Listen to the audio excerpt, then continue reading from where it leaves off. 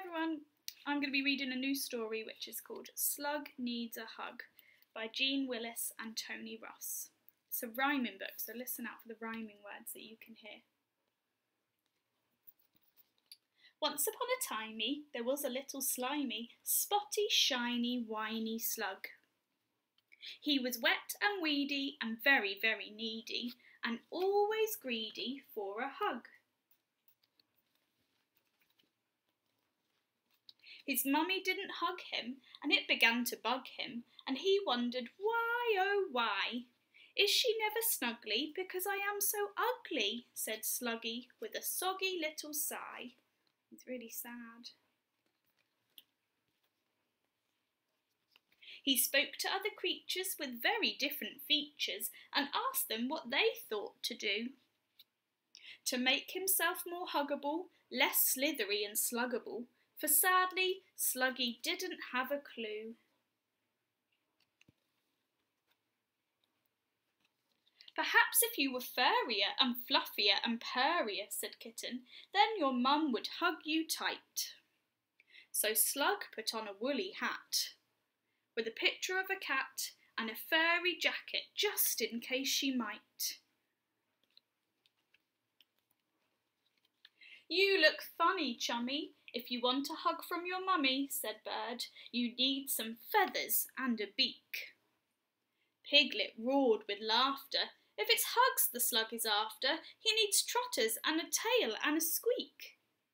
He's putting on all the things they've said, a woolly hat and a beak. He doesn't look like a slug anymore. With trotters, tail and coat, and beak and feathers, Slug met Goat, who told him that he looked a little bit weird. If you want a hug, my friend, you need horns stuck on the end, and get yourself a handsome goatee beard. Look at him now. Slug did as Goat suggested, and he sensibly invested in some horns and a moustache made out of string. Moth looked aghast and muttered, and he whispered as he fluttered, Slug, you need some wings, you silly little thing.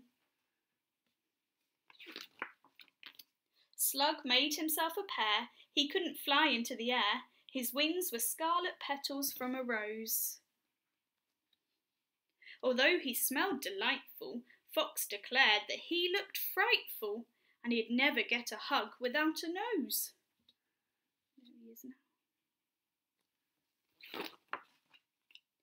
Should I lose the beak, thought Slug, if I really want a hug? Would Mummy love me more with just a snout? There was very little space to wear them both upon his face, so Sluggy did, just in case of any doubt. So he's got a nose and a beak now.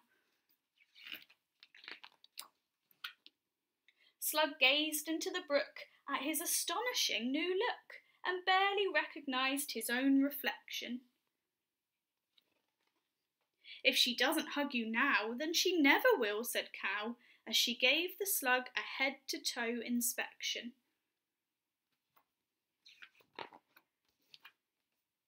Hoping Cow was right, Slug chugged slowly home that night to show his mum his fabulous disguise. Do you think it's fabulous? But after all he'd done, she didn't recognise her son. Mother, it's me, said Slug. Surprise! Mum's not too sure. But I love you as you are. You're the sweetest slug by far, said Ma. You have been greatly missed. You're beautiful and charming. If I could, I'd hug you, darling. But alas, she had no arms, so they kissed. And that's the end. And they're all happy now. So she only didn't hug him because she had no arms to. And she loved him just the way he was. I hope you enjoyed that story. Take care and I'll read one soon. Bye.